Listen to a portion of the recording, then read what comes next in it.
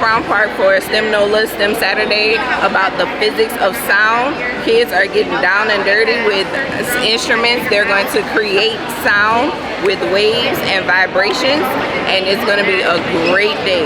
Kids are going to walk away with a Bluetooth speaker for our 6th through 12th graders, a xylophone for our 3rd through 5th graders, and a guitar for our kindergarten through 2nd graders, all teaching them about how sound travels through waves and vibrations. And then it comes back up, and then if you move it even more, you have a bigger wave that goes. You want to try it?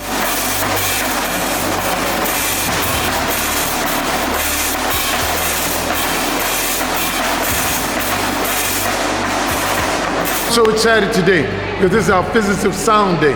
And at STEM NOLA, we believe that STEM should be culturally and environmentally relevant. When you think about New Orleans, I mean, the culture of New Orleans is basically two things, food and music. And today we marry the music with the STEM.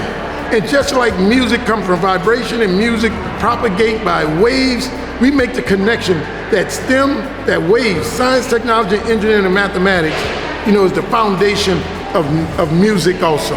I think today's amazing. STEM is such an important part of our lives. I'm a STEM educator, and so to be here with Dr. Mackey and STEM NOLA, it's just a blessing. I think the way that they are trying to create exposure and engagement opportunities for the community, it's amazing. One of the coolest things is at scale engagement that the students can go home with. Like, for example, the older students are building a Bluetooth speaker, and so if you told a student, what is Bluetooth, you might get all kinds of random answers. On a day like today, not only do they get a chance to learn what Bluetooth is, they get to build their own speaker that they get to go home with. I mean, it's actual connected to their phone.